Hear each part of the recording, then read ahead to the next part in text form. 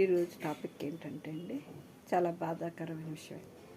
నాకు కూడా మనసు బాగాలేదు, అంటే కారణం అదొకటే కాదు కదండి, బాగాలేదు. అయినా వీడియో చేయాలనిపించింది. ఏంటి వైజాగ్లో కృష్ణా లంక అంటండి ఎక్కడో అది. మరి అక్కడ బస్ స్టాప్ దగ్గర బాత్రూంలో ఒక పాపని వదిలేసి వెళ్ళిపోయిందంటే ఎవరో మరొక ఆవిడ. అది బాత్రూంలో క్లీనింగ్ చేస్తున్న ఆవిడ అది చూసి మొత్తం మీద పోలీసులకు చెప్తే వాళ్ళు వచ్చి పాపని తీసుకెళ్ళి చైల్డ్ దేంట్లో తీసుకెళ్ళిపోయారంట.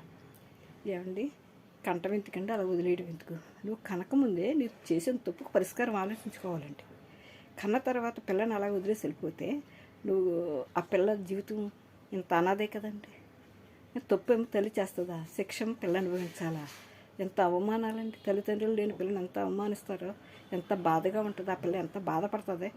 కడుపులో ఉండగా పరిష్కరించుకున్నా ఒకటే, బయటకు వచ్చిన తర్వాత అమ్మాయిని బతికైనా ఒకలాగే ఉంటుందండి.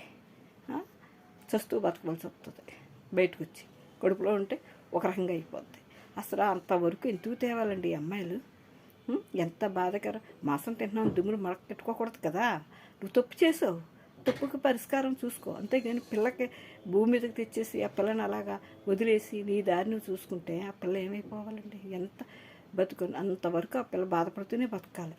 ఎంత మన సమాజం అలాంటి వాళ్ళకి చిన్న చూపే అండి, మంచి చూపు ఉండదు. ఎంత మంచివాళ్ళు అయినా సరే, మంచిగా ఉన్నా సరే ఆ అమ్మాయికి అవమానాలు తప్పవు, అనాథ బతుకు తప్పదు. కాకపోతే అలాంటి పనులు చేయకండి. మీరు చేసిన తప్పుకు ముందే పరిష్కారం ఆలోచించుకోండి. అంతేగాని పిల్లల్ని కనే వరకు సమస్య తేకండి. దయచేసి అమ్మాయిలు మీకు అంత కొవ్వెక్కుంటే జాగ్రత్త పడండి ముందే. అంతేగాని పిల్లల్ని కనేసి, ఇంతకుముందు కూడా బస్ స్టాప్లో ఎవరో పిల్లల్ని వదిలేసి ప్రియుడితో వెళ్ళిపోతుందండి బండెక్కి, యూట్యూబ్లో చూశాను నేను. అలా చేయకండి.